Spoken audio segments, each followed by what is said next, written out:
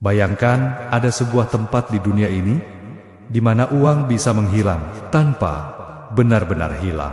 Sebuah negara kecil, tenang, terlihat damai, tetapi menyimpan miliaran dolar yang bahkan pemilik negaranya sendiri tak tahu asal-usulnya. Di sini, nama bisa diganti angka, identitas bisa dikunci selamanya, dan rahasia dilindungi oleh hukum negara. Banyak orang menyebutnya tempat paling aman di dunia untuk menyimpan uang. Tapi yang jarang dibahas adalah aman untuk siapa dan aman dari apa. Inilah kisah tentang perbankan Swiss, sebuah sistem keuangan yang dibangun di atas kepercayaan, kerahasiaan, dan kontroversi yang selama puluhan tahun tak pernah benar-benar terbukti.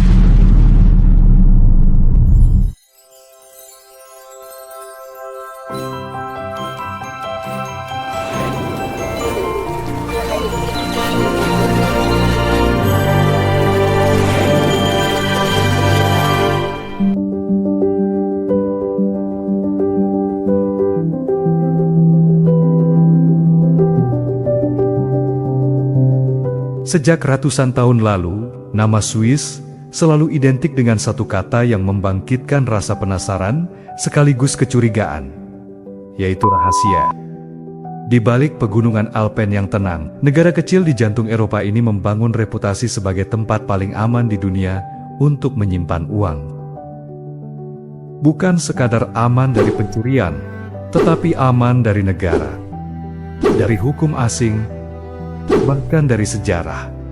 Perbankan Swiss bukan hanya sistem keuangan, melainkan sebuah budaya, sebuah janji tak tertulis bahwa apapun yang kamu simpan di sana akan terkubur dalam keheningan. Sejarah perbankan Swiss tidak dimulai dari gedung-gedung megah atau teknologi canggih, melainkan dari kondisi geografis dan politik yang unik. Swiss adalah negara netral, dikelilingi oleh kerajaan-kerajaan besar yang selama berabad-abad terlibat dalam peperangan. Ketika Eropa dilanda konflik, Swiss memilih tidak memihak. Netralitas ini membuatnya menjadi tempat perlindungan bagi aset-aset bangsawan, pedagang, dan penguasa yang ingin menyelamatkan kekayaannya dari kekacauan perang. Disinilah benih kepercayaan itu tumbuh, bahwa Swiss adalah tempat di mana uang bisa bersembunyi dari dunia yang tidak stabil. Memasuki abad ke-18 dan ke-19, bank-bank Swiss mulai berkembang sebagai lembaga profesional. Mereka melayani klien internasional, mengelola kekayaan lintas negara, dan perlahan membangun reputasi sebagai penjaga rahasia finansial. Namun, titik balik paling penting terjadi pada tahun 1934, ketika Swiss mengesahkan Swiss Banking Law. Undang-undang ini menjadikan kerahasiaan bank sebagai kewajiban hukum. Membocorkan informasi nasabah tanpa izin bukan hanya pelanggaran etika, tetapi tindak pidana yang bisa berujung penjara. Sejak saat itu, dunia mengenal Swiss sebagai benteng kerahasiaan keuangan. Hukum ini lahir bukan tanpa alasan. Pada masa itu, Eropa berada di ambang Perang Dunia II. Banyak orang, termasuk warga Jerman, Prancis, dan Italia, takut kekayaan mereka disita oleh rezim atau digunakan untuk membiayai perang. Bank Swiss menawarkan satu hal yang sangat berharga: anonimitas. Bahkan, beberapa rekening hanya menggunakan nomor, bukan nama. Identitas nasabah dijaga begitu ketat, hingga muncul legenda bahwa bahkan pegawai bank tidak tahu siapa pemilik uang yang mereka kelola. Namun, di balik citra elegan dan profesional itu, ada sisi gelap yang selama puluhan tahun menjadi bisik-bisik global. Pada masa Perang Dunia II, bank-bank Swiss dituduh menyimpan emas dan aset milik rezim Nazi, termasuk emas yang dirampas dari negara-negara yang diduduki dan korban Holocaust.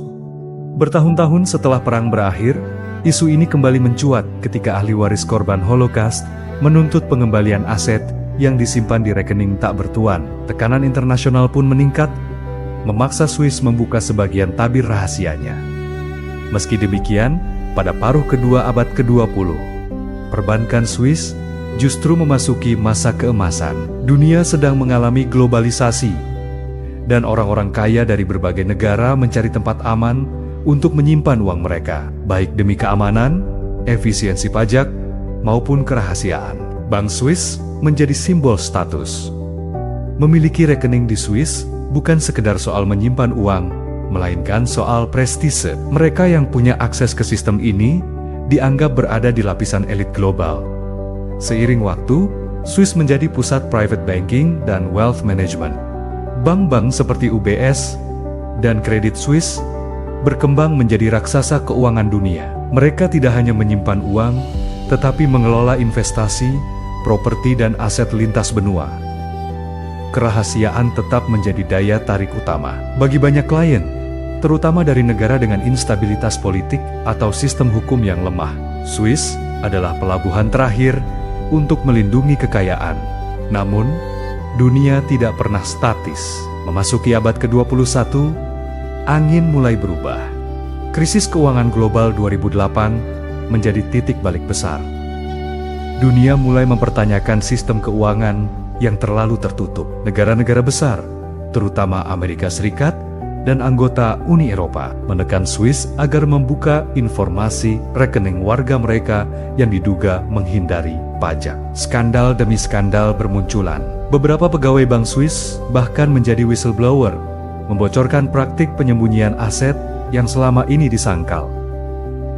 Tekanan itu akhirnya memaksa Swiss berkompromi. Kerahasiaan bank yang dulu absolut perlahan terkikis. Swiss menandatangani perjanjian pertukaran informasi pajak otomatis dengan banyak negara. Artinya, rekening warga asing tidak lagi sepenuhnya anonim. Jika dulu Swiss dikenal dengan kalimat "kami tidak bertanya asal-usul uang Anda", kini standar kepatuhan dan transparansi menjadi jauh lebih ketat. Dunia menuntut akuntabilitas, dan Swiss tidak bisa lagi berdiri sendiri. Perubahan ini menimbulkan pertanyaan besar. Apakah era perbankan Swiss yang super rahasia telah berakhir? Jawabannya, tidak sesederhana ya atau tidak. Kerahasiaan memang tidak lagi seperti dulu, tetapi Swiss tetap menjadi pusat keuangan global. Bedanya, fokusnya bergeser dari menyembunyikan uang menjadi mengelola kekayaan secara legal, transparan, dan berkelanjutan. Swiss kini menonjolkan stabilitas, keahlian manajemen aset, dan regulasi yang kuat. Kondisi terkini perbankan Swiss juga menghadapi tantangan internal. Kasus runtuhnya Credit Suisse dan akuisisinya oleh UBS mengguncang dunia keuangan. Untuk pertama kalinya, publik melihat bahwa bahkan bank seaman Swiss pun tidak kebal terhadap risiko. Kejadian ini menjadi pengingat bahwa reputasi tidak selalu sejalan dengan realitas. Dunia keuangan modern sangat kompleks, dan tidak ada sistem yang benar-benar kebal.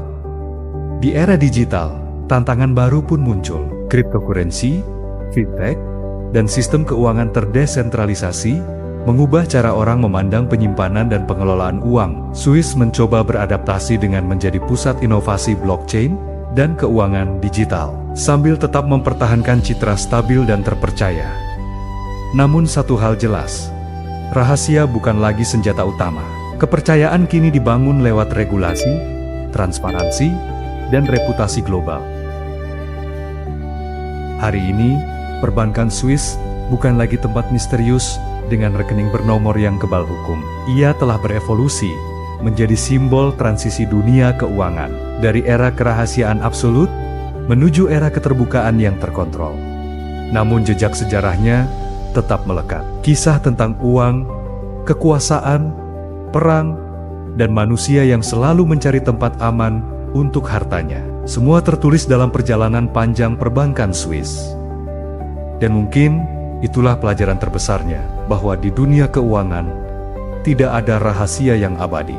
Yang ada hanyalah sistem yang terus beradaptasi dengan zaman.